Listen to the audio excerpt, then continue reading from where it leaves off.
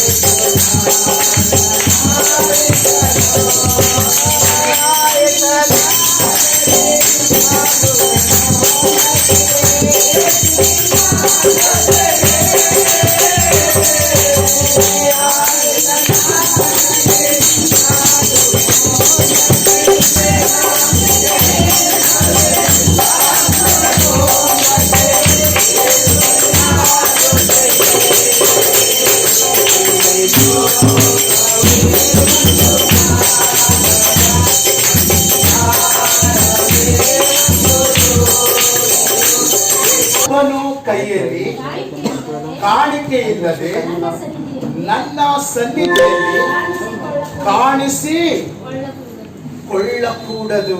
ದೇವರ ವಾಕ್ಯ ಹೇಳತ್ತದ ಕಾಣಿಕೆ. ನಾವು ಕಾಣಿಕೆ ದೇವರ ವಾಕ್ಯಗಳ ಪ್ರಕಾರ ದೇವರ ವಾಕ್ಯ ಏನಂತ ಹೇಳ್ತದ, ನನ್ನ ಸನ್ನಿಧಿಗೆ ಯಾರು ಬರ್ತಾರಲ್ಲ ಅವ್ರ ಕೈದಾಗ ಕಾಣಿಕೆ ಇಲ್ಲದೆ ಒಬ್ಬರು ಕೂಡ ಕಾಣಿಸ್ಕೊಳ್ಬಾರ್ದು ಎಂಬುದಾಗಿ ದೇವರ ವಾಕ್ಯ ಹೇಳತ್ತದ. ಅದ್ರಗೋಸ್ಕರ ನಾವೇನ್ ಮಾಡಿದ್ದೇವೆ, ಕಾಣಿಕೆಯನ್ನ ನಾವು ತೆಗೆದಿದ್ದೇವೆ. ಇವಾಗ ದಶಾಂಶ ಕುರಿತಾಗಿ ನಾವು ನೋಡುವಂತವಾಗಿದ್ದೇವೆ. ಇವಾಗ ದಶಾಂಶ ನಾವು ಯಾಕೆ ಕೊಡಬೇಕು? ಇವತ್ತು ಕ್ರೈಸ್ತರು ಎಲ್ಲ ವಿಷಯಗಳಲ್ಲಿ ಯಾಕೆ ಅವರು ಒಂದು ಇಲ್ಲ ಅನ್ನುವಂತ ಪದ ಇವತ್ತು ದೇವರಿಗೆ ಒಂದೇ ಒಂದು ಮಾತು ಹೇಳೋಗೋಸ್ಕರ ಇವತ್ತು ಎಲ್ಲ ವಿಷಯಗಳಲ್ಲಿ ಕ್ರೈಸ್ತರು ಏನಾಗಿದ್ದಾರೆ ಅಂತಂದ್ರೆ ಇಲ್ಲದೆ ಬದುಕ್ತಾ ಇದ್ದಾರೆ. ಅವ್ರು ಯಾರಿಗಿಲ್ಲ ಅಂತ ಹೇಳ್ತಾ ಇದ್ದಾರೆ ಅಂತಂದ್ರೆ ದೇವರು ಬಿಟ್ಟು ಹೋಗಿರುವಂತ ಸೇವೆಗೆ, ದೇವರು ಬಿಟ್ಟು ಹೋಗಿರುವಂತ ಈ ಸೇವೆಗೆ ಇದನ್ನ ನಾವು ನಡೆಸ್ಕೊಂಡು ಹೋಗ್ಬೇಕಂತಂದ್ರೆ ದಶಾಂಶ ಬೇಕಾಗಿದೆ. ಈ ದೇವರೇ ಇದನ್ನ ನೇಮಿಸಿದ್ದಾನೆ. ಸಭೆಗೆ ಬರುವಂತ ಜನ ಏನ್ ಮಾಡತಾರಂತಂದ್ರೆ ನಮಗೆ ದಶಾಂಶ ಕೊಡಕ್ ನಮ್ಮ ಹತ್ರ ಇಲ್ಲ ಅಂತಂದು ಹೋಗ್ಲತ್ತಾರೆ. ತಕ್ಷಣ ನಮಗೆ ಏನಾಗ್ಲತ್ತದಂತಂದ್ರೆ ಎಲ್ಲ ವಿಷಯಗಳಲ್ಲಿ ನಾವು ಇಲ್ಲದವರಾಗಿ ನಾವು ಕಾಣಿಸ್ಕೊಳ್ತಾ ಇದ್ದೇವೆ. ಅದಕ್ಕೋಸ್ಕರವಾಗಿ ಮಲಕಿ 3ನೇ ಅಧ್ಯಾಯದಲ್ಲಿ ಈ ದಶಾಂಶ ಕುರಿತಾಗಿ ಬರೆಯಲ್ಪಟ್ಟದ. ಏನಂತ ಬರೆಯಲ್ಪಟ್ಟದ ನಾವು ಒಂದು ಸರ್ತಿ ನಾವು ಧ್ಯಾನ ಮಾಡೋಣ. ಮತ್ತೇನ್ ಬರೆದ ಸುವಾರ್ತೆ ಹಿಂದ್ಗಡೆ ಇರ್ತದ, ಮತ್ತೇನ್ ಬರೆದ ಸುವಾರ್ತೆ ಹಿಂದ್ಗಡೆ ಮಲಕಿ ಇರ್ತದ. ಈ ಮಲಕಿಯಲ್ಲಿ ಬರೆಯಲ್ಪಟ್ಟದ 7ನೇ ವಚನದಲ್ಲಿ 3ನೇ ಅಧ್ಯಾಯ ಯಾರಾದ್ರೂ ಓದ್ತೀರಮ್ಮ? ಕೇಳಿಸ್ಕೊಳ್ರಿ. ನಿಮ್ಮ ಪಿತೃಗಳ ಕಾಲದಿಂದಲೂ ನೀವು ನನ್ನ ವಿಧಿಗಳಿಗೆ ಹೊರೆಯಾಗಿದ್ದೀರಿ, ಅವುಗಳನ್ನು ಅನುಸರಿಸಲಿಲ್ಲ. ನನ್ನ ಕಡೆಗೆ ಪುನಃ ತಿರುಗಿದರೆ ನಾನು ನಿಮ್ಮ ಕಡೆಗೆ ಪುನಃ ತಿರುಗುವೆನು. ಇದು ಸೇನಾಧೀಶನಾದ ಯೆಹೋವನ ನುಡಿ. ಯಾವ ವಿಷಯದಲ್ಲಿ ತಿರುಗಿಕೊಳ್ಳೋಣ ಅನ್ನುತ್ತೀರಾ? ನರಮನುಷ್ಯನು ದೇವರಿಂದ ಕದ್ದುಕೊಳ್ಳಬಹುದೇ? ನೀವು ನನ್ನಿಂದ ಕದ್ದುಕೊಳ್ಳುತ್ತೀರಿ. ನಿನ್ನಿಂದ ಏನು ಕದ್ದುಕೊಂಡಿದ್ದೇವೆ ಎಂದು ಎಂದು ಹೇಳುತ್ತೀರಿ. ಹೇಳುತ್ತೀರೋ? ದಶಾಂಶ ನನಗೋಸ್ಕರ ಪ್ರತ್ಯೇಕಿಸಬೇಕಾದ ಪದಾರ್ಥ ಅವುಗಳನ್ನೇ ನೀವು ಆದರೆ ಈ ಜನಾಂಗದವರೆಲ್ಲ ನನ್ನಿಂದ ಕದ್ದುಕೊಳ್ಳುವವರಾದ ಕಾರಣ ಶಾಪಗ್ರಸ್ತರಾಗಿದ್ದೀರಿ. ನನ್ನ ಆಲಯವು ಆಹಾರ ಶೂನ್ಯವಾಗದಂತೆ ನೀವು ದಶಾಂಶ ಯಾವತ್ತನ್ನು ಭಂಡಾರಕ್ಕೆ ತೆಗೆದುಕೊಂಡು ಬನ್ನಿರಿ. ನಾನು ಪರಲೋಕದ ದ್ವಾರಗಳನ್ನು ತೆರೆದು ನಿಮ್ಮಲ್ಲಿ ಸ್ಥಳ ಹಿಡಿಯಲಾರದಷ್ಟು ಸುವಾರವನ್ನು ಸುರಿಸುವೆನು. ಇಲ್ಲವೇ ನನ್ನನ್ನು ಹೀಗೆ ಪರೀಕ್ಷಿಸಿರಿ. ಇದು ಸೇನಾಧೀಶ್ವರನಾದ ಯೆಹೋವನ ನುಡಿ. ಮುಂದುವರಿಸೋಣ. ನುಂಗುವ ಹುಳವನ್ನು ನಾನು ನಿಮಗಾಗಿ ತಡೆಯುವೆನು ಎಂದು ನಿಮ್ಮ ಭೂಮಿಯ ಫಲವನ್ನು ನಾಶ ಮಾಡೋದು. ನಿಮ್ಮ ದ್ರಾಕ್ಷಿ ಹಣ್ಣು ತೋಟದಲ್ಲಿ ಉದುರಿ ಹೋಗದು. ಇದು ಸೇನಾಧೀಶ್ವರನಾದ ಯೆಹೋವನ ನುಡಿ. ಆಗ ಸಕಲ ಜನಾಂಗಗಳವರು ನಿಮ್ಮನ್ನು ಧನ್ಯರೆಂದು ಕೊಂಡಾಡುವರು. ನಿಮ್ಮ ದೇಶವು ಆನಂದಭರಿತವಾಗುವುದು. ಇದು ಸೇನಾಧೀಶ್ವರನಾದ ಯೆಹೋವನ ನುಡಿ. ಈ ವಾಕ್ಯವನ್ನೆಲ್ಲ ನಾವು ಕೇಳಿಸ್ಕೊಂಡಿದ್ದೇವೆ. ದೇವರ ವಾಕ್ಯ ಏನಂತ ಹೇಳ್ತಾ ಇದೆ ಅಂತಂದ್ರೆ, ನಾವು ದೇವರ ಮೇಲೆ ನಾವು ವಿಶ್ವಾಸ ಇಟ್ಟು, ನಾವು ನಂಬಿಕೆ ಇಟ್ಟು, ನಾವು ಭರವಸೆ ಇಟ್ಟು ನಾವೇನ್ ಮಾಡ್ಬೇಕು? ಇವತ್ತು ನಾವು ಎಲ್ಲಿಗಾದ್ರೂ ಹೋಗ್ಲತ್ತಿದ್ದೇವೆ, ಹಾಸ್ಪಿಟಲ್ಗೆ ಹೋಗ್ತಾ ಇದ್ದೇವೆ, ನಾವೊಂದು ಅರಿವೆ ದುಕಾನಕ್ಕೆ ಹೋಗ್ಲತ್ತಿದ್ದೇವೆ ಅಂತಂದ್ರೆ ಅದಕ್ಕೆ ತಕ್ಕಂತ ಅಮೌಂಟ್ ಅನ್ನ ನಾವು ತಕೊಂಡು ಹೋಗ್ತೇವೆ. ಇದರಲ್ಲಿ ಈ ವಾಕ್ಯವನ್ನ ನಿಮ್ ಮನೇಲಿ ಹೋಗಿ ಧ್ಯಾನ ಮಾಡ್ರಿ, ಇಲ್ಲಾಂದ್ರೆ ನೀವು ಬೈಬಲ್ ಅಲ್ಲಿ ಇದೆ ನೋಡ್ರಿ. ನಮಗೆ ದಶಾಂಶ ನಾವು ಕೊಡಲ್ದೆ ದೇವ್ರು ಹೇಳತ್ತಾನ, ನನ್ನ ಆಲಯಗೋಸ್ಕರ ನೀವು ಕೊಡ್ರಿ, ಪಾಸ್ಟರ್ಗೋಸ್ಕರ ನೀವು ಕೊಡಬೇಡ್ರಿ, ನನ್ನ ಆಲಯಗೋಸ್ಕರ ನೀವು ಕೊಡ್ರಿ. ನೀವು ಕೊಟ್ಟು ನನಗೆ ಪರೀಕ್ಷೆ ಮಾಡ್ರಿ, ನಾನು ನಿಮ್ಮನ್ನ ಪರಲೋಕದ ದ್ವಾರವನ್ನ ತೆರೆದು ನಿಮ್ಮ ಉಡಿಯು ತುಂಬಿ ಚೆಲ್ಲುವ ಹಾಗೆ ನಾನು ನಿಮ್ಮನ್ನು ಆಶೀರ್ವದಿಸ್ತೇನೆ ಅಂತ ಹೇಳಿದ್ದಾನೆ ದೇವರು. ಈ 7ನೇ ವಚನದಿಂದ 12ನೇ ವಚನದವರೆಗೂ ಅನೇಕ ವಿಷಯಗಳನ್ನ ಈ ದಶಾಂಶದ ಕುರಿತಾಗಿ ಬರೆದಿದ್ದಾನೆ. ಏನಂತ ಬರೆದಿದ್ದಾನೆ ಅಂತಂದ್ರೆ, ನಿಮ್ಮ ಹೊಲದಲ್ಲಿರುವಂತ ಬೆಳೆ ಹಾಳಾಗೋದಿಲ್ಲ, ನಿಮ್ಮ ಬೆಳೆಗಳು ಹುಳಗಳಿಂದ ನಾನು ತಪ್ಪಿಸ್ತೀನಿ, ನಿಮಗೆ ನಾನು ಅಭಿವೃದ್ಧಿ ಮಾಡುತ್ತೀನಿ. ಇವತ್ತು ನಾವೇನ್ ಮಾಡ್ತಾ ಇದ್ದೇವೆ ಅಂತಂದ್ರೆ, ನಾವು ಕಾಣಿಕೆ ಮಾತ್ರ ನಾವು ಸಭೆಗೆ ನಾವು ತಕೊಂಡು ಬರ್ತೇವೆ, ಕಾಣಿಕೆ ಮಾತ್ರ ನಾವು ಸಭೆಗೆ ನಾವು ತಕೊಂಡು ಬರ್ತೇವೆ, ಆದ್ರೆ ದಶಾಂಶ ಮಾತ್ರ ನಾವು ತಕೊಂಡು ಬರಲ್ಲ. ದೇವ್ರ ವಾಕ್ಯ ಏನಂತ ಹೇಳ್ತದೆ ಗೊತ್ತದನ, ದಶಾಂಶ ಕೊಡೋದ್ರ ಮೂಲಕನೇ ನಿನಗ ಎಲ್ಲಾ ವಿಷಯದಲ್ಲಿ ನಾನು ಅಭಿವೃದ್ಧಿ ಮಾಡ್ತೀನಿ ಅಂತ ಹೇಳ್ತಾ ಇದ್ದಾನೆ. ಓದಿರುವಂತ ಸಿಸ್ಟರ್ ಕರೆಕ್ಟ್ ಅದನ್ನ ಸುಳ್ಳದನ. ದಶಾಂಶ ಇವತ್ತು ನಿಮ್ ಜೀವನದಾಗ ಅವ್ರ ಬಿಲ್ಡಿಂಗ್ ಕಟ್ಟ್ಯಾರ, ನಾಭಿ ಬಿಲ್ಡಿಂಗ್ ಕಟ್ಟಬೇಕು, ಅವ್ರ ಕಾರಿನ ಹೊಡೆತಾರ, ನಾಭಿ ಕಾರಿನ ಹೊಡೆಯಬೇಕು, ಅವ್ರ ಸುಖದಾಗ ನಾಭಿ ಸುಖದಾಗ ಇರ್ಬೇಕಂತ ಅಂದ್ಬಿಟ್ಟು ನಾವು ಅನ್ಕೋತೇವೆ. ಆದ್ರೆ ನಮ್ ಕೈಲಿ ಆದಷ್ಟು ನಾವೇನ್ ಮಾಡ್ಬೇಕು? ದಶಾಂಶವನ್ನ ನಾವು ತಗೊಂಡು ಬರ್ಬೇಕು. ನಾವು ದೇವ್ರು ಹೇಳ್ತಾನ, ಇದು ನೀವು ಪಾಸ್ಟರ್ ಕೊಡೋದಲ್ಲ, ಇದು ನನ್ನ ಆಲಯ ಕೊಡ್ರಿ. ಅಲ್ಲಿ ಬರ್ದಾನ, ಏನಂತ ಬರ್ದಾನ ಅಂತಂದ್ರೆ, ಅಲ್ಲಿ ಬರೆಯಲ್ಪಟ್ಟಿದೆ ನೋಡ್ರಿ, ಯಮ್ಮ ಓದು 9ನೇ ವಚನ. ಪ್ರತ್ಯಕ್ಷವಾದ ಇಲ್ಲ ಅಂದ್ರೆ ದಶಮಾಂಶ ನನಗೋಸ್ಕರ ಪ್ರತ್ಯೇಕಿಸಬೇಕಾದ ಪದಾರ್ಥ ಇವುಗಳನ್ನೇ ನೀವು ಅಂದರೆ ಈ ಜನಾಂಗದವರೆಲ್ಲ ನನ್ನಿಂದ ಕದ್ದುಕೊಳ್ಳುವರಾದ ಕಾರಣ ಶಾಪಗ್ರಸ್ತರಾಗಿದ್ದೀರಿ. ನನ್ನ ಆಲಯವು ಆಹಾರ ಶೂನ್ಯವಾಗದಂತೆ ನೀವು ದಶಮಾಂಶ ಯಾವತ್ತನ್ನು ಭಂಡಾರಕ್ಕೆ ತೆಗೆದುಕೊಂಡು ಬನ್ನಿರಿ. ಸಾಕು. ನನ್ನ ಆಲಯದ ಬಗ್ಗೆ ದೇವರು ಹೇಳ್ತಾನ, ಸೇವಕರ ಬಗ್ಗೆ ಅಲ್ಲ. ನಾವು ಅನೇಕ ಸರ್ತಿ ನಾವ್ ಏನ್ ಮಾಡ್ತೇವೆ ಅಂತಂದ್ರೆ, ದೇವರು ತನ್ನ ಆಲಯವನ್ನ ಸ್ಥಾಪನೆ ಮಾಡಿದ್ದಾನೆ. ಸ್ಥಾಪನೆ ಮಾಡಿದ ಮೇಲೆ ನಾವು ದಶಾಂಶವನ್ನ ನಾವು ತಕೊಂಡು ಬರ್ಬೇಕು. ಅವಾಗ ಯಾರು ಯೇಸು ಸ್ವಾಮಿ ಮೇಲೆ ವಿಶ್ವಾಸ ಇಟ್ಟಿದಾರೋ, ಯಾರು ನಂಬಿಕೆ ಇಟ್ಟಿದಾರೋ, ಯಾರು ಭರವಸೆ ಇಟ್ಟಿದಾರೋ, ಅಂದ್ರೆ ದಶಾಂಶ ಕೊಡೋರು ಹೆಂಗಿರ್ಬೇಕಂತಂದ್ರೆ, ನಿಮ್ಮಲ್ಲಿ ಇರೋದಷ್ಟೇ. ಈಗ ನೋಡ್ರಿ, ಒಂದೊಂದ್ ಸರ್ತಿ ನನ್ನ ಚರ್ಚೆ ನಾನು ಅಡಿಗೆ ಮಾಡ್ತೀನಿ, ಅಡಿಗೆ ಮಾಡೋಂಥ ಟೈಮಿನ ನನ್ನ ಹತ್ರ ಎಲ್ಲ ಖಾಲಿ ಆಗ್ಬಿಡ್ತದೆ. ಖಾಲಿ ಆಗ್ಬಿಟ್ಟಾಗ ಅವಾಗ ನನ್ನ ಹತ್ರ ಈಗ ಒಬ್ರು ಹೇಳ್ತಾರೆ ಎಣ್ಣೆ ತಗೊಂಡ್ಬರ್ ಪಾಸ್ಟ್ರೆ, ಉಪ್ಪು ಖಾರ ಖಾಲಿ ಆಗಿದೆ, ಎಣ್ಣೆ ಖಾಲಿ ಆಗಿದೆ ಅಂದ ತಕ್ಷಣ ನನ್ನ ಜೇಬಲ್ಲಿ ಇರೋಂಥ ಅಮೌಂಟೇ ಖಾಲಿ ಆಗ್ಬಿಡ್ತದೆ. ಎಲ್ಲ ಖಾಲಿ ಆದ್ಮೇಲೆ ನಾನು ಆಲೋಚನೆ ಮಾಡ್ತೀನಿ, ನಾನೊಂದು ದಶಾಂಶದ ಕವರ್ ನಾನು ಎತ್ತಿಡ್ತೀನಿ. ಯಾಕಂತಂದ್ರೆ ದೇವ್ರ ವಾಕ್ಯ ಹೇಳ್ಯದ, ದೇವ್ರ ವಾಕ್ಯ ಎಷ್ಟು ಮೇಲೆ ನಾವು ವಿಶ್ವಾಸ ಇಟ್ಟಿದ್ದೇವೆ, ನಾವು ನಂಬಿಕೆ ಇಟ್ಟಿದ್ದೇವೆ. ಇನ್ನು ಕೆಲವೊಬ್ರು ಏನ್ ಮಾಡ್ತಾರೆ ಅಂತಂದ್ರೆ ಮನ್ಯಾಗ ಒಂದು 5,000 10,000 ರೂಪಾಯಿ ಇಟ್ಬಿಟ್ಟು 10 ರೂಪಾಯಿ ದಶಾಂಶನ ಕೊಡ್ತಾರೆ. ದೇವರು ಅದಕ್ಕೆ ಒಪ್ಪೋದಿಲ್ಲ. ಆದ್ರೆ ನಮ್ ದಶಾಂಶ ನಾವು ಯಾವ ರೀತಿ ಕೊಡ್ಬೇಕಂತಂದ್ರೆ ದೇವರಿಗೆ ಮೆಚ್ಚುವಂತ ರೀತಿಯಲ್ಲಿ ನಾವು ದಶಾಂಶವನ್ನ ನಾವು ಕೊಡಬೇಕು. ಇವತ್ತು ನಮ್ಮ ಮನೆಗಳು ಯಾಕೆ ಅಭಿವೃದ್ಧಿ ಆಗ್ತಾ ಇಲ್ಲ, ಇವತ್ತು ನಮ್ಮ ಮನೆಗಳಿಗೆ ಯಾಕೆ ಒಂದು ಬರಕತ್ತಿಲ್ಲ. ಇವತ್ತು ಎಷ್ಟೋ ಜನ ನನಗೆ ಫೋನ್ ಮಾಡಿ ಹೇಳ್ತಾರೆ, ನಾವು ಎಷ್ಟು ಜಪ ಮಾಡತ್ತಿದ್ದೇವೆ, ನಾವು ಎಷ್ಟು ಚರ್ಚಿಗೆ ಬರ್ಲತ್ತಿದ್ದೇವೆ, ನಾವು ಎಷ್ಟು ಭಜನೆ ಮಾಡತ್ತಿದ್ದೇವೆ, ಎಷ್ಟು ಉಪವಾಸ ಮಾಡತ್ತಿದ್ದೇವೆ, ಖರೆ ನಮ್ಮ ಮನೆಯಾಗ ಬರಕತ್ತೇ ಇಲ್ಲ ಸರ್. ಸಾಲದ ಮೇಲೆ ಸಾಲ, ಸಮಸ್ಯೆ ಮೇಲೆ ಸಮಸ್ಯೆ, ಪ್ರಾಬ್ಲಮ್ ಮೇಲೆ ಪ್ರಾಬ್ಲಮ್. ಒಂದು ವೇಳೆ ನಿಮಗ್ ಓದ್ಲಕ್ ಬರಲ್ದಂತಂದ್ರೆ ನಿಮ್ ಮಕ್ಕಳಿಗೆ ಓದ್ಲಾಕ್ ಬಂದ್ರೆ ಈ ಮಲಕಿ 3ನೇ ಅಧ್ಯಾಯ 7ನೇ ವಚನದಿಂದ 12ನೇ ವಚನದವರೆಗೂ ನೀವು ಓದಿಸ್ಕೊಡ್ರಿ.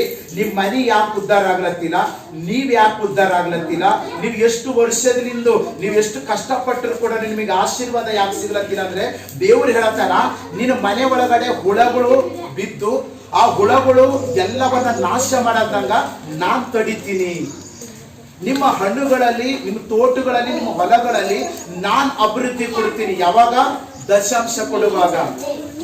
ಈ ದಶಾಂಶ ಅನ್ನಂತಟ್ಟು ನಮ್ಮ ಒಳ್ಳೇದಕ್ಕೆ ಎಂಬುದಾಗಿ ನಾವು ಯಾವಾಗ ತಿಳ್ಕೊಂಡು ಈ ದಶಾಂಶನ ಪ್ರತಿ ಸಂಡೆ ನಾವು ಕೊಡಕ್ಕೆ ನಾವು ಟ್ರೈ ಮಾಡ್ತೇವೋ ಅವಾಗ ದೇವರು ನಮ್ಮನ್ನ ಆಶೀರ್ವಾದ ಮಾಡುವಂತನಾಗಿರ್ತಾನೆ. ಇದನ್ನ ನಾನು ದೇವರ ವಾಕ್ಯಕ್ಕೆ ವಿರುದ್ಧವಾಗಿ ನಾನು ಹೇಳ್ತಾ ಇಲ್ಲ, ಸತ್ಯವೇದ ಬೈಬಲ್ ಅಲ್ಲಿ ಇರೋದನ್ನೇ ನಾನು ತೆಗಿತಾ ಇದ್ದೀನಿ. ದಶಾಂಶ ಒಂದ್ ವೇಳೆ ನಮ್ಮ ಸಭೆ ಕೊಡ್ತಾ ಇಲ್ಲ ಅಂತ ತಿಳ್ಕೊಳ್ಳಿ, ಅವ್ರು ಕೊಡೋದ್ರಿಲ್ಲ ಅಂತ ನಾನು ಬಿಟ್ಕೊಟ್ಟ ಅಂತ ತಿಳ್ಕೊಳ್ಳಿ, ಬೇಡ ಅವ್ರು ಕೊಡೋದೇ ಬೇಡ ಅಂತ ಬಿಟ್ಕೊಟ್ಟ ಅಂತ ತಿಳ್ಕೊಳ್ಳಿ, ಅವ್ರು ಉದ್ಧಾರ ಆಯ್ತಾರ? ನೀವೇ ಆಲೋಚನೆ ಮಾಡಿ. ಅವ್ರು ಉದ್ಧಾರ ಆಯ್ತಾರ? ಬರೀ ಚರ್ಚಿಗೆ ಬಂದ ತಕ್ಷಣ ಉದ್ಧಾರ ಆಯ್ತಾರ? ಅವ್ರು ಪ್ರಾರ್ಥನೆ ಮಾಡಿದ ತಕ್ಷಣ ಉದ್ಧಾರ ಆಯ್ತಾರ? ಕಾಣಿಕೆ ಪಟ್ಟ ತಕ್ಷಣ ಉದ್ಧಾರ ಆಯ್ತಾರ? ದೇವ್ರ ವಾಕ್ಯ ಏನಂತ ಹೇಳ್ತದಂತಂದ್ರೆ, ನೀನು ದಶಾಂಶವನ್ನ ಕೊಡೋದ್ರ ಮೂಲಕ ನಿನ್ನ ಮನಿ, ನಿನ್ನ ಹೊಲ, ನಿನ್ನ ಹಣ್ಣುಗಳು, ನಿನ್ನ ಹಿಟ್ಟು, ನಿನ್ನ ಮನೆಯಲ್ಲಿರೋದು ಎಲ್ಲವನ್ನ ನಾನು ಆಶೀರ್ವಾದ ಮಾಡಿ ಅಭಿವೃದ್ಧಿ ಮಾಡ್ತೀನಿ. ಕರೆಂಟ್ ಇಲ್ಲ ಇವತ್ತು ಒಂದು 10ಕ್ಕ ಹಂಗ ಕರೆಂಟ್ ಹೋಗ್ಯದ, ಇನ್ನೂ ಕೂಡ ಬಂದಿಲ್ಲ. ಇಲ್ಲಾಂದ್ರೆ ನಾನು ಮೈಕಿನಲ್ಲೇ ನಾನು ಓದಿಸ್ತಾ ಇದ್ದೆ. ನಾವು ಕೈಲಿ ಆದಷ್ಟು ನಾವ್ ಏನ್ ಮಾಡ್ಬೇಕು, ನಾವು ಕಾಣಿಕೆಯನ್ನ ಕೊಡಬೇಕು. ನಾವು ಕೈಲಿ ಆದಷ್ಟು ಎಷ್ಟು ಕೊಡ್ಬೇಕು, ನಾವು ದಶಾಂಶ ಕೊಡಬೇಕು. ಕೆಲವೊಂದು ಪಾಸ್ಟರ್ಗಳು ಏನ್ ಮಾಡ್ತಾರ ಅಂತಂದ್ರೆ ಈ ತರ ಎಲ್ಲ ಹೇಳಕ್ಕೆ ಅವ್ರಿಗೆ ಕೆಲವೊಂದು ನಾಚಿಕೆ ಬರೋದ್ರಿಂದ ಅವ್ರಿಗೆ ಏನ್ ಎಷ್ಟು ಹೇಳ್ಬೇಕು, ಬೇಡ ಬಿಡು, ಅವ್ರ ಪಾಡಿಗೆ ಅವ್ರ ಚರ್ಚಿಗೆ ಬರಲ್ರಿ ಅಕ್ಕ, ಅವ್ರ ಚರ್ಚಿಗೆ ಬರ್ತಾನೆ ಇರಲ್ರಿ ಅಕ್ಕ, ಅವ್ರು ಹಂಗೆ ಬರಲ್ರಿ ಅಕ್ಕ, ದಶಾಂಶ ಕೊಡಲ್ದಂಗೆ ಬರಲ್ರಿ ಅಕ್ಕ, ಕಾಣಿಕೆ ಕೊಡಲ್ದಂಗೆ ಬರಲ್ರಿ ಅಕ್ಕ, ಅವ್ರು ಉದ್ಧಾರ ಆಯ್ತಾರ? ದೇವ್ರ ವಾಕ್ಯದ ಪ್ರಕಾರ ಅವ್ರು ಉದ್ಧಾರ ಆಯ್ತಾರ? ಉದ್ಧಾರ ಆಗಲ್ಲ. ಅವ್ರ ಏನ್ ಮಾಡ್ತಾರ ಗೊತ್ತದನ, 1-2 ತಿಂಗಳು 3 ತಿಂಗಳು 1 ವರ್ಷ 2 ವರ್ಷ ಚರ್ಚಿಗೆ ಬರ್ತಾರ, ಅವಾಗ ಅವ್ರು ಉದ್ಧಾರ ಆಗಲ್ಲ. ಅವ್ರ ಮೈ ತುಂಬಾ ನೋಡ್ಕೊತಾರ, ಮನೆ ತುಂಬಾ ನೋಡ್ತಾರ, ಅವಾಗ ನಮ್ಗೆ ಏನೂ ಆಶೀರ್ವಾದ ಇಲ್ಲ ಅಂತಾರ. ಅವ್ರ ಪಾಡಿಗೆ ಅವ್ರು ಚರ್ಚನ್ನು ಬಿಟ್ಕೊಡ್ತಾರೆ, ಎಸ್ಸನ್ನು ಬಿಟ್ಕೊಡ್ತಾರೆ, ಸಭೆನೂ ಬಿಟ್ಕೊಡ್ತಾರೆ, ಪಾಸ್ಟರ್ನು ಬಿಟ್ಕೊಡ್ತಾರೆ. ಅದಕ್ಕೆ ಕಾರಣ ಯಾರು? ಅದಕ್ಕೆ ಕಾರಣ ಏನ್ ಗೊತ್ತದ, ನೇನು ಅವ್ರು ಬರ್ತಾ ಇರುವಂತ ಉದ್ದೇಶನೇ ನಾವು ಚಲೋ ಆಗ್ಬೇಕು, ನಮ್ಮ ಮಕ್ಕಳು ಚಲೋ ಆಗ್ಬೇಕು. ಅಮ್ಮ, ನೀ ದುಡ್ದಿರೋ ಗಂಟೆ ಎಲ್ಲ ತಂದು ಚರ್ಚಿನ ಸುರಿ ಅಂತಂದು ದೇವ್ರ ವಾಕ್ಯ ಹೇಳತ್ತಿಲ್ಲ. ನೀನೊಂದು ರೂಢಿ ಮಾಡ್ಕೋ, ನೀನೊಂದು ಅಭ್ಯಾಸ ಮಾಡ್ಕೋ. ಏನಂತಂದ್ರೆ ಕಾಣಿಕೆ ದಶಾಂಶದ ಅಭ್ಯಾಸ ಮಾಡ್ಕೋ. ನಿನ್ನ ಮನೆ ಮೇಲೆ ಹಂಗೆ ದೇವರ ಆಶೀರ್ವಾದ ಸುರಿಸ್ಲಿಕ್ಕೆ ಸ್ಟಾರ್ಟ್ ಮಾಡ್ತಾನೆ. ನಾವೇನ್ ಮಾಡ್ತೇವೆ, ಎಲ್ಲಾ ಮಾಡ್ತೇವೆ, ದಶಾಂಶ ನಾವು ಕೊಡಲ್ಲ. ದಶಾಂಶ ನಾವು ಯಾವಾಗ ಕೊಡಲ್ಲ ಅವಾಗ ನಮ್ಮ ಜೀವಿತದಲ್ಲಿ ನಮಗೆ ಆಶೀರ್ವಾದ ಸಿಗಲ್ಲ. ದೇವರ ವಾಕ್ಯ ಸ್ಪಷ್ಟವಾಗಿ ಹೇಳುತ್ತದೆ, ದಶಾಂಶ ಕೊಡಲ್ದವ್ರು ಯಾರಂತೆ, ಶಾಪಗ್ರಹಿಸ್ತರಂತೆ. ಯಾರು ದಶಾಂಶ ಯಾರು ಕೊಡಲ್ವೋ ಅವರು ಶಾಪಗ್ರಹಿಸ್ತರಂತೆ. ಬೇಕಾದ್ರೆ ಓದಮ್ಮ ವಚನ ಕೇಳಿಸ್ಕೊಡ್ರಿ. 9ನೇ ವಚನ.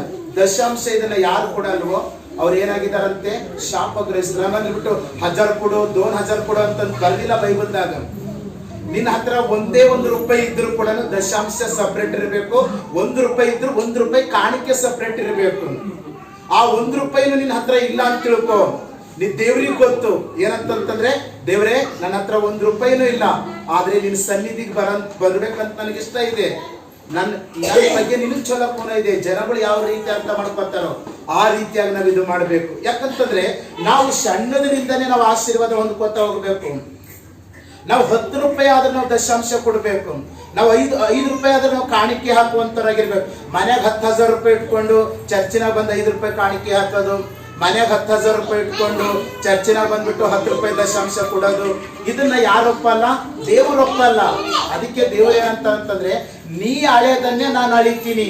ಇವತ್ತು ಒಂದ್ ವೇಳೆ ನಾವ್ ಚರ್ಚಿಗೆ ಬರಂತ ಜನಗಳು ಬೇಜಾರ್ ಮಾಡ್ಕೊತಾರೆ, ಇದನ್ನೆಲ್ಲ ನಾ ಹೇಳ್ಬಾರ್ದು, ಅವ್ರು ಹಿಂಗೆ ಬರ್ಕೊತ ಹೋಗ್ಬೇಕು, ಅವ್ರು ಹಿಂಗೆ ಹೋಯ್ತಾ ಇರ್ಬೇಕು ಅಂತಂತಂದ್ರೆ ಏನಾಯ್ತದ ಗೊತ್ತದನ? 1 ತಿಂಗಳು 2 ತಿಂಗಳು 3 ತಿಂಗಳು ಬರ್ತಾರೆ, 4ನೇ ತಿಂಗಳು ನಮ್ಗೆ ಏನು ಒಳ್ಳೇದಾಗ್ಲತ್ತದ ಹೇಳು? ನಮ್ಮ ಮನೆ ಉಳ್ಳಾಕ ಅನ್ನ ಇಲ್ಲ, ಉಟ್ಕೊಂಬರೋದು ಬಟ್ಟೆ ಇಲ್ಲ, ಸಾಲದ ಮೇಲೆ ಸಾಲ ಆಗ್ಲತ್ತದ, ರೋಗಗಳು ಬರ್ಲತ್ತಾವ್, ಸಮಸ್ಯೆಗಳು ಬರ್ಲತ್ತಾವ್, ಚರ್ಚ್ ಬಿ ಬೇಡ ಪಾಸ್ಟರ್ ಬಿ ಬೇಡ ಅಂತ ಡಿಸೈಡ್ ಮಾಡ್ತಾರೆ. ನಾನೊಂದು ಮಾತು ಹೇಳ್ತಾ ಇದೀನಿ, ಕೇಳಿಸ್ಕೊಳ್ಳಿ. ನೀವು ದಶಾಂಶ ಮತ್ತು ಕಾಣಿಕೆ ಅದು ನಿಮ್ ಮನಸ್ಸಿನ ತೆಗೆದಿಡ್ರಿ. ನೀವು ನಿಮ್ ಮನಸ್ಸು ಜೊತೆ ಮಾತಾಡ್ರಿ. ನೀವು ಇದನ್ನ ನೀವು ಶುರು ಮಾಡಬೇಕು. ನಾನ್ ನಿಜವಾಗ್ಲು ನನಗ್ ಬಿ ಹೇಳಕ್ ಕೆಲವು ಸರ್ತಿ ನಾಚಿಕೆ ಬರ್ತದೆ. ಯಾಕಂದ್ರೆ ಇಷ್ಟು ನಾನು ಸೇವೆಯನ್ನು ಮುಂದುವರ್ಸ್ಕೊಂಡು ಹೋಗ್ಲತ್ತಿದ್ದೀನಿ ಅಂತಂದ್ರೆ ನಿಮಗ್ ಕೊಟ್ಟರು ಅಂತಲ್ಲ, ನನಗೆ ಏನ್ ನಂಬಿಕೆ ಅದ ಗೊತ್ತದನ? ದೇವರು ನನಗ್ ಸೇವೆ ಕರೆದನಲ್ಲ, ಅವ ನನಗೆ ಯಾವತ್ತಿಗೂ ಹುಲ್ಮೈಸಲ್ಲ. ಆದ್ರೆ ನನ್ ಚರ್ಚಿಗೆ ಬರೋಂಥವರು ಯಾರು ಕೂಡ ಹಾಳಾಗಬಾರ್ದು ಎಂಬುದು ನನ್ನ ಉದ್ದೇಶ ಅದೇ. ನಿಮ್ಮ ಹತ್ರ ದಶಾಂಶ ತಗೊಳ್ಬೇಕನ್ನಂತ ಉದ್ದೇಶ ನಂದಲ್ಲ. ಯಾಕಂತಂದ್ರೆ ನೀವು ಕೊಡೋದಕ್ಕಿಂತ ಮುಂಚೆ, ನೀವು ಪರಿಚಯ ಆಗೋದಕ್ಕಿಂತ ಮುಂಚೆ ಕೂಡ ನಾನು ಬದುಕ್ತಾನೆ ಇದ್ದೀನಿ, ಜೀವನ ಮಾಡ್ತಾನೆ ಇದ್ದೀನಿ. ಆದ್ರೆ ದಶಾಂಶ ಅನ್ನೋಂಥದ್ದು ನೀವು ಅಭ್ಯಾಸ ಮಾಡ್ಕೋಬೇಕು. ನೀವು ಯಾವುದೇ ಚರ್ಚಿಗೆ ಹೋಗ್ರಿ, ಎಲ್ಲೇ ಹೋಗ್ರಿ, ಎಲ್ಲೇ ಬರ್ರಿ, ನೀವು ಕೈದಾಗ ಯಾವ್ದು ಚರ್ಚಿಗೆ ಹೋಗ್ಲತ್ತರೋ ನೀವು ನೆನ್ಪಿಟ್ಕೋರಿ, ದಶಾಂಶ ಒಂದು ಕಡೆ ತೆಕ್ಕೊಡ್ರಿ ಮತ್ತು ಕಾಣಿಕೆ ಒಂದು ತೆಕ್ಕೊಡ್ರಿ. ನಿಮ್ ಮನ್ಯಾಗ 1 ವರ್ಷ 2 ವರ್ಷ 3 ವರ್ಷ ಆದ್ಮೇಲೆ ನೀವು ಪರೀಕ್ಷೆ ಮಾಡಿ ನೋಡ್ರಿ. 1 ವರ್ಷ 2 ವರ್ಷ 3 ವರ್ಷ ಆದ್ಮೇಲೆ ನೀವು ದಶಾಂಶ ಕೊಟ್ಟು, ನೀವು ಕಾಣಿಕೆ ಕೊಟ್ಟು ಬಿಟ್ಟು ನೀವು ಪರೀಕ್ಷೆ ಮಾಡಿ ನೋಡ್ರಿ. ದೇವ್ರು ಹೇಳತ್ತಾನ, ಈ ರೀತಿ ಕೊಟ್ಟ ಮೇಲೆ ನನಗೆ ಪರೀಕ್ಷೆ ಮಾಡ್ರಿ. ಕೆಲವೊಂದು ರೂಲ್ಸ್ ಅದ. ಈಗ ಮಾವಿನ ಸೀಸನ್ ಅದ ಅಂತ ತಿಳ್ಕೊರಿ. ಮಾವಿನ ಸೀಸನ್ದಾಗ ಈಗ ನನಗೆ ಮಾವಿನಕಾಯಿ ಬೇಕು, 1000 ರೂಪಾಯಿ ಕೊಡ್ತೀನಿ ಅಂತ ಕೈದಾಗ ಹಿಡ್ಕೊಂಡ್ಬಿಟ್ರೆ ಅದು ಆಗಲ್ಲ. ಅದಕ್ಕೆ ಒಂದು ಸೀಸನ್ ಅದ. ನೀ ದಶಾಂಶ ಕಾಣಿಕೆ ಕೊಟ್ಟಿರಿ, ನೀ ಅದಕ್ಕೆ ಫಾಲೋ ಮಾಡ್ಕೋತ ಹೋಗು. ನಾ ಸುಳ್ಳು ಹೇಳಿರ್ಬೋದು, ದೇವ್ರ ವಾಕ್ಯ ಸುಳ್ಳು ಹೇಳಲ್ಲ. ಭೂಮಿ ಆಕಾಶಗಳಲ್ಲಿ ಹೋಗ್ತವೆ, ಆದ್ರೆ ನಾನು ಮಾತಾಡಿದ್ ಹೋಗಲ್ಲ ಅಂತಂದ್ಬಿಟ್ಟು ದೇವ್ರು ಹೇಳ್ತಾನ. ನೀ ರೂಢಿ ಮಾಡ್ಕೋ. ಅದು ಹೆಂಗ್ ನಿನ್ನ ಮನೆ ಒಳಗಡೆ ಬಡತನ ಇರ್ತದೆ ನೋಡಕ್ ಬರ್ತದೆ. ಅದು ಹೆಂಗ್ ನಿನ್ನ ಮನೆ ಒಳಗಡೆ ಸಾಲ ಇರ್ತದೆ ನೋಡಕ್ ಬರ್ತದೆ. ಅದು ಹೆಂಗ್ ನೀ ಕೆಲಸ ಇಲ್ದಂಗ್ ನೀ ತಿರುಗಾಡ್ತೇವೆ ನೋಡಕ್ ಬರ್ತದೆ. ನಿನ್ನ ಮನೆ ಒಳಗಡೆ ಹಿಟ್ಟು ಎಣ್ಣೆ ಇಲ್ದಂಗೆ ಅದು ಹೆಂಗಿರುತ್ತೆ ನೀನ್ ನೋಡು. 2 ವರ್ಷ 3 ವರ್ಷ ನೀನ್ ಹಂಗೆ ಟ್ರೈ ಮಾಡು. ಯಾವುದೇ ಗಿಡ ಆಗಿರ್ಬೋದು, 5 ವರ್ಷದ ಒಳಗಡೆ ಅದು ಫಲ ಕೊಡುತ್ತದೆ. ಒಂದು ಗಿಡ 5 ವರ್ಷದ ಒಳಗಡೆ ಫಲ ಕೊಡುತ್ತದೆ. ಅದು ಒಂದ್ ವೇಳೆ 2 ವರ್ಷ 3 ವರ್ಷ ಫಲ ಕೊಡಲಾರದ ಒಂದು ಮಾವಿನ ಗಿಡ ತಂದ್ಬಿಟ್ಟು ನಾವು ಹಚ್ಚಿದೇವು ಅಂತ ತಿಳ್ಕೊಳ್ಳಿ. ಅದಕ್ಕೆ ಪ್ರತಿ ದಿವಸ ನಾವು ನೀರು ಹೊಯ್ಲತ್ತಿದೆವು. 1 ವರ್ಷ 2 ವರ್ಷ ನೀರು ಹೊಯ್ದಿದ್ದೆವು. ನನಗೆ ಕಾಯಿ ಕೊಡು ಅಂತಂದ್ರೆ ಅದು ಕಾಯಿನೂ ಕೊಡಲ್ಲ, ಹೂವನು ಕೊಡಲ್ಲ, ಯಾರಿಗೂ ಕೊಡಲ್ಲ. ಯಾಕೆ ಗೊತ್ತದನ? ನೀನು ಕೂಡ ದಶಾಂಶ 1 ವರ್ಷ 2 ವರ್ಷ ಪಟ್ಟುಬಿಟ್ಟು ನೀವೇನ್ ಮಾಡ್ತೀರಿ ಅಂತಂದ್ರೆ, ದೇವ್ರ ಪಟ್ಟನ ಆ ಪಾಸ್ಟರ್ ನಮಗೆ ಮೋಸ ಮಾಡ್ಬಿಟ್ಟು, ಆ ದೇವ್ರ ವಾಕ್ಯ ಮೋಸ ಮಾಡ್ಬಿಡ್ತು. ನಾವೇನಾಗ್ತೇವೆ? ದೇವ್ರ ವಾಕ್ಯ ಹೇಳ್ತೇವೆ. ಯಾಪಿ ನೆನ್ಪಿಟ್ಕೋರಿ, ಕ್ರೈಸ್ತರಾಗಿರುವಂತ ನೀವು ದಶಾಂಶವನ್ನ, ಕಾಣಿಕೆಯನ್ನ, ನೀವು ಬಡವರಾಗಿದ್ರೆ 1 ರೂಪಾಯಿ ದಶಾಂಶ ಹಾಕು, 1 ರೂಪಾಯಿ ಕಾಣಿಕೆ ಹಾಕು. ನೀ ರೂಲ್ಸ್ ಯಾಕೆ ಫಾಲೋ ಮಾಡತ್ತಿಲ್ಲ? ನೀವು ರೂಲ್ಸ್ ಯಾಕೆ ಫಾಲೋ ಮಾಡಲ್ದಂಗೆ ನಿಮ್ಮ ಮನೆ ಒಳಗಡೆ ಬಡತನ ಇಟ್ಕೊಳತ್ತೀರಿ, ನಿಮ್ಮ ಮನೆ ಒಳಗಡೆ ಕೊರತೆ ಇಟ್ಕೊಳತ್ತೀರಿ. ನಿನ್ನ ಹತ್ರ ಆ ರೀತಿ ದೇವ್ರು ನಾನು ನೋಡತ್ತಾನಂತ ಭಯ ನಮ್ಮ ಹತ್ರ ಇದ್ರೆ 10 ರೂಪಾಯಿ ಕಾಣಿಕೆ ಹಾಕು, 10 ರೂಪಾಯಿ ದಶಾಂಶ ಹಾಕು. ನಿನ್ನ ಮನೆ ಒಳಗಡೆ ಅದು ನಾವು 5 ವರ್ಷ 6 ವರ್ಷಕ್ಕೆ ಹೋಗ್ಲಿ, 5 ವರ್ಷದ ಒಳಗಡೆ ಎಲ್ಲಾ ಗಿಡಗಳು, ಒಬ್ಬ ಮನುಷ್ಯ ಒಂದು ಗಿಡಕ್ಕೆ ಕಷ್ಟಪಟ್ಟು ಅಂತಂದ್ರೆ ಅದು ತೆಂಗಿನ ಗಿಡ ಆದ್ರೂ ಕೂಡ 5 ವರ್ಷ ಕಾಯಿ ಬಿಡುತ್ತದೆ. ನಾವು ಇನ್ನೂ 1 ವರ್ಷ ಹೆಚ್ಚ ಬಿಡೋಣ ದೇವರಿಗೋಸ್ಕರ. ನಾವು 6 ವರ್ಷ ಗಂಟ ನಾವು ಇದು ಫಾಲೋ ಮಾಡೋಣ. 6 ವರ್ಷ ಆದ್ಮೇಲೆ ದೇವರ ವಾಕ್ಯ ತೆಗೆದುಬಿಟ್ಟು, ದೇವರೇ ನಾನು ದಶಾಂಶನೂ ಕೊಟ್ಟಿದ್ದೀನಿ, ನಾನು ಕಾಣಿಕೆನೂ ಕೊಟ್ಟಿದ್ದೀನಿ, ನಿನಗೆ ಮೆಚ್ಚುಗೆ ಆದಂಗೆ ನಾನು ಕೊಟ್ಟಿದ್ದೀನಿ. ಅಲ್ಲಿ ಕಾಣಿಕೆ ಹೇಬೆಲ್ ಬಿ ಕೊಟ್ಟನ ಮತ್ತು ಕಾಯಲ್ ಬಿ ಕೊಟ್ಟನ. ದೇವರು ಏನ್ ಮಾಡ್ಯಾನ? ಕಾಯಲ್ ಕಾಣಿಕೆ ತಿರಸ್ಕಾರ ಮಾಡ್ಯಾನ, ಹೇಬೆಲ್ ಕಾಣಿಕೆ ತಕೊಂಡಾನ. ಕಾಯಲ್ ಬಿ ದಶಾಂಶ ಕೊಟ್ಟನ, ಹೇಬೆಲ್ ಬಿ ದಶಾಂಶ ಕೊಟ್ಟಾನ. ಕೊಡುವಂತಟ್ಟು ದೇವರಿಗೆ ಮೆಚ್ಚುಗೆ ಆಗುವಂತ ರೀತಿಯಲ್ಲಿ ನನ್ನ ಪರಿಸ್ಥಿತಿಗೆ ತಕ್ಕಂಗೆ ನಾನು ಕೊಡಬೇಕು. ಒಬ್ಬನ 1000 ರೂಪಾಯಿ ಕೊಟ್ಟಿದ್ದಾನೆ ಅಂತಂದ್ರೆ ನಮ್ಮ ಹತ್ರ 10 ರೂಪಾಯಿ ಕೊಡಬೇಕು. ಇದನ್ನ ನಾನು ಯಾಕೆ ಹೇಳ್ತಾ ಇದ್ದೀನಿ ಅಂತಂತಂದ್ರೆ ದೇವರ ವಾಕ್ಯ ಏನಂತ ಹೇಳ್ತಾರೆ ಗೊತ್ತದನ, ದಶಾಂಶ ನೀ ಯೇಸು ಸ್ವಾಮಿಗೆ ನಂಬದ ಮೇಲೆ, ನೀ ಯೇಸು ಸ್ವಾಮಿ ಮೇಲೆ ವಿಶ್ವಾಸ ಇಟ್ಟ ಮೇಲೆ ನಿನ್ನ ಮನೆಗಿರುವಂತ ಬಡತನ ಹೊಂಟೋಗ್ಬೇಕು, ನಿನ್ನ ಮನೆಗಿರುವಂತ ಕೊರತೆ ಹೊಂಟೋಗ್ಬೇಕು, ನಿನ್ನ ಮನೆಗಿರುವಂತ ದರಿದ್ರತೆ ಹೊಂಟೋಗ್ಬೇಕು ಅಂತಂತಂದ್ರೆ ದೇವರು ಏನಂತ ಹೇಳಿ ಗೊತ್ತದನ, ನೀನು ದಶಾಂಶ ಫಾಲೋ ಮಾಡು ಅಂತ ಹೇಳಿ ಅಲ್ಲಿ ಇಲ್ಲಿಯ ತನಕ ನಾವು ಓದಿಸಿದೀನಿ.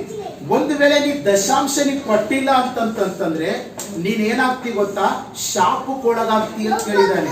ಅದು ಒಂದೇ ಒಂದು ಪದ ಓದಮ್ಮ ಬೈಬಲಲ್ಲಿ, ಅದು ಒಂದೇ ಒಂದು ಪದ ಕೇಳಿಸ್ಕೊಡ್ರಿ. ಯಾಕಂದ್ರೆ ಇವತ್ತು ನಾವು ಯೇಸುವಿನ ಮೇಲೆ ವಿಶ್ವಾಸ ಇಟ್ಟಿದ್ದೇವೆ, ನಾವು ಯೇಸುವಿನ ಮೇಲೆ ಭರವಸೆ ಇಟ್ಟಿದ್ದೇವೆ, ನಾವು ಯೇಸು ಸ್ವಾಮಿ ಅಂತ ಇದ್ದೇವೆ.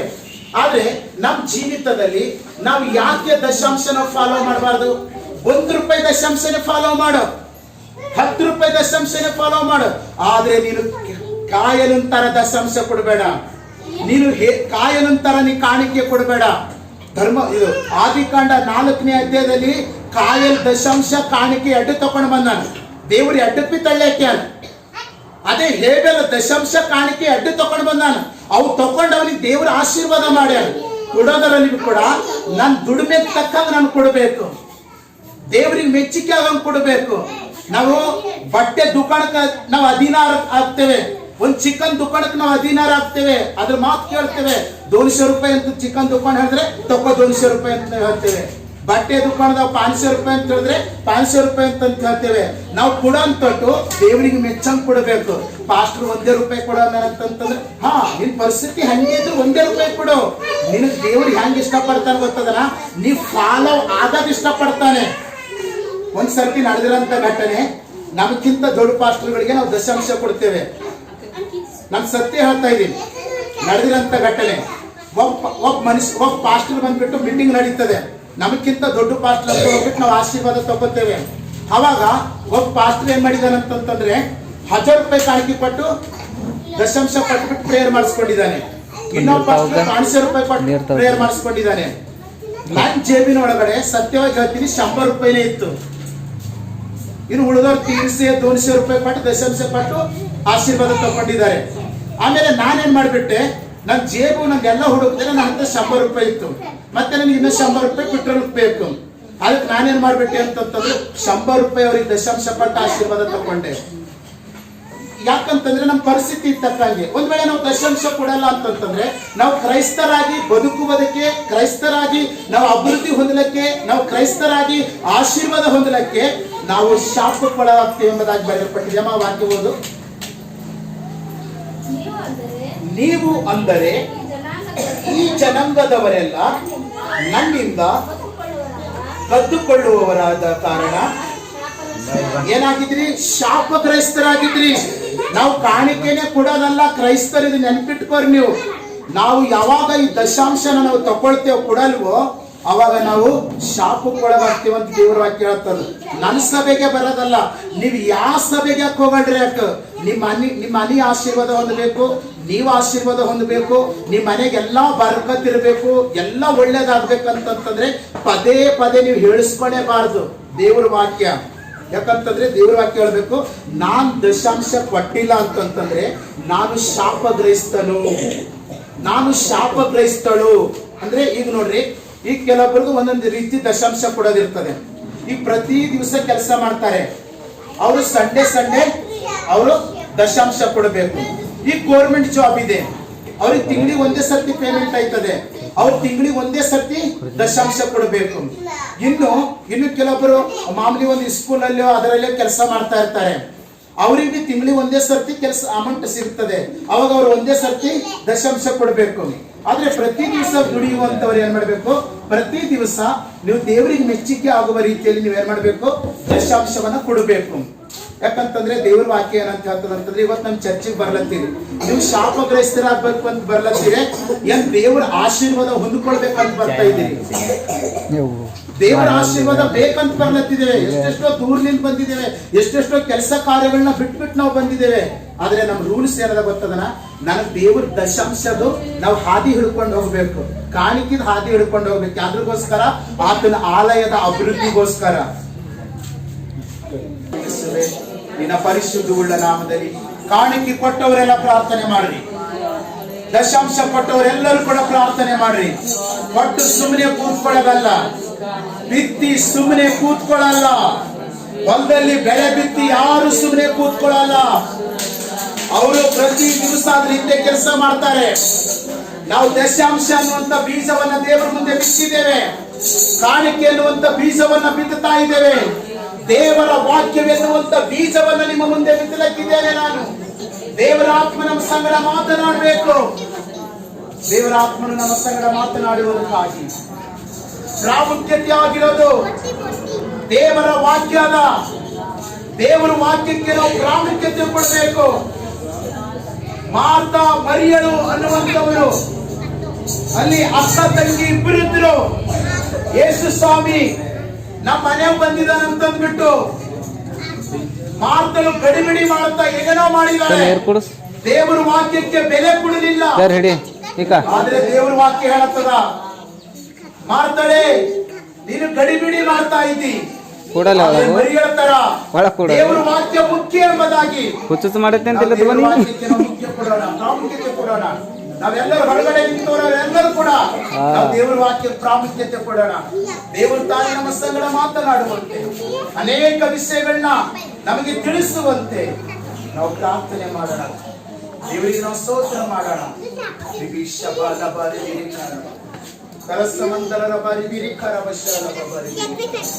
ಪವಿತ್ರಾತ್ಮ ದೇವರೇ ನಿಮಗೆ ಸ್ತೋತ್ರವಾಗಿ, ಸರ್ವಶಕ್ತನಾಗಿರುವಂತ ದೇವರೇ ನಿಮಗೆ ಸ್ತೋತ್ರವಾಗಿ, ರಾಜಾದಿರಾಜನೇ ನಿಮಗೆ ಸ್ತೋತ್ರವಾಗಿ, ಕರ್ತಾದಿ ಕರ್ತನೇ ನಿಮಗೆ ಸ್ತೋತ್ರವಾಗಲಿ ಸ್ವಾಮಿ. ನಿನ್ನ ಜೀವವುಳ್ಳ ವಾಕ್ಯವನ್ನು ಕೇಳುವುದಕ್ಕೆ ಬಂದಿರುವಂತವರೆಲ್ಲರೂ ಕೂಡ ಶ್ರದ್ಧೆಯಿಂದ ನಿನ್ನ ವಾಕ್ಯವನ್ನು ಕೇಳಿಸುವ. ಕಾಣಿಕೆ ಕೊಟ್ಟಿರುವಂತ ನಿನ್ನ ಮಕ್ಕಳನ್ನು ನಿನ್ನ ಆಶೀರ್ವಾದ ಮಾಡು.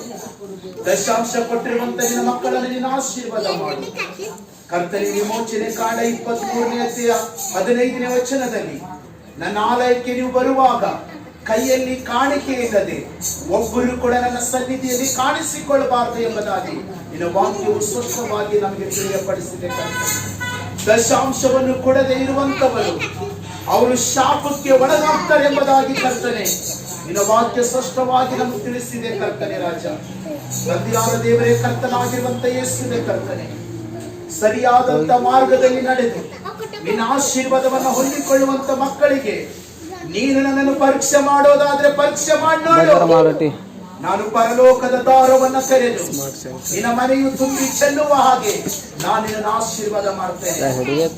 ಹೌದು ಕರ್ತನೆ, ನಾವು ನಿನ್ನ ಮೇಲೆ ನಾವು ಶಾಪಕ್ಕೆ ಒಳಗಾಗುವವರಾಗಬಾರದು. ದೇವರೇ, ನಿನ್ನ ಆಶೀರ್ವಾದವನ್ನು ಹೊಂದಿಕೊಳ್ಳುವಂತ ಮಕ್ಕಳಾಗಿ ನಮ್ಮನ್ನು ಮಾರ್ಪಡಿಸು ಸ್ವಾಮಿ ಕರ್ತನೆ. ಇವತ್ತು ಎಷ್ಟೋ ಕ್ರೈಸ್ತರು ಸ್ವಾಮಿ ಕರ್ತನೆ ಶಾಪದ ಕ್ರೈಸ್ತರಾಗಿ ಲೋಕದಲ್ಲಿ ಜೀವಿಸ್ತಾ ಇದ್ದಾರೆ. ನಾವು ಹಾಗೆ ಆಗಬಾರದು ಸ್ವಾಮಿ ಕರ್ತನೆ. ಕಾಯಲನ್ನು ದಶಾಂಶ ಕಾಣಿಕೆಯನ್ನು ತಂದಿದ್ದರು, ಆದರೆ ಕಾಣಿಕೆಯನ್ನ ದಶಾಂಶ ಹೇಬೆಲನು ನಿನ್ನ ಸನ್ನಿಧಿಗೆ ಕಾಣಿಕೆಯ ದಶಾಂಶವನ್ನು ತಂದಿದ್ದನು, ಅವನನ್ನು ತೆಗೆದುಕೊಂಡು ನೀನು ಆಶೀರ್ವಾದ ಮಾಡಿದಿ ಕರ್ತನೆ. ನಾವು ಹೇಬೆಲನ ಹಾಗೆ ಕಾಣಿಕೆಯನ್ನ ದಶಾಂಶವನ್ನ ಕೊಡುವಂತೆ ನೀನು ಆಶೀರ್ವಾದ ಮಾಡಿ ಯೇಸುವಿನ ನಾಮದಲ್ಲಿ ತಂದೆ. ನಾವು